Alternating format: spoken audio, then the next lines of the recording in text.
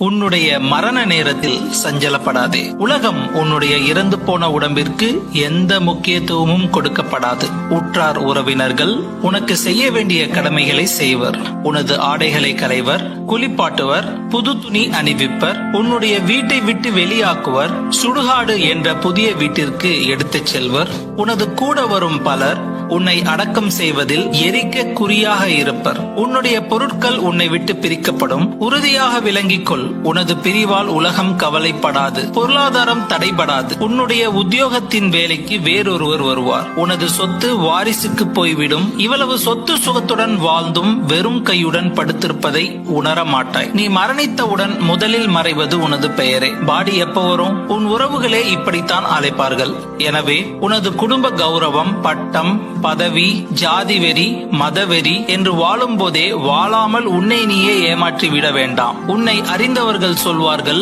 பாவம் என்று. நண்பர்கள் சில தினங்களுக்கு உன்னை நினைப்பர். உன் குடும்பத்தினர் சில மாதங்கள் கவலைப்படுவர். மக்களுடன் உன்னுடைய தொடர்பு முடிந்துவிட்டது. உன்னை விட்டு நீங்குவது அழகு, சொத்து, ஆரோக்கியம், பிள்ளைகள், மாளிகை, கணவன் அல்லது மனைவி. உனது ஜீவனுக்கென்று எதனை தயாரித்து வைத்துள்ளாய்? எனவே இவ்விஷயங்களில் ஆசை வை. ஏழைகளுக்கு உதவு, உறவினர்களோடு நேரம் செலவிடு, பெற்றோர், பிள்ளைகள், கணவன், மனைவி இவர்களுடன் சந்தோஷமாயிரு. பணத்தை தேடி ஓடாதே, புகழை தேடி ஓடாதே, நிம்மதியை மட்டும் தேடு. அதுவும் உனக்குள்ளே தேடு. யாருக்கும் கெடுதல் செய்யாதே. வஞ்சகம், பொய், துரோகம், எதிரியை உருவாக்குதல், பொறாமை, கொலை, தீவிரவாதம், பிடிவாதம், விட்டு கொடுக்க முடியாத மனம் இவற்றையெல்லாம் மறந்து மனிதனாய் வாழ கற்றுக்கொள்ள வேண்டும். மனிதம் போற்றும் ஒவ்வொரு மனிதர்களுக்கும் இந்த காணொளி சமர்ப்பணம்.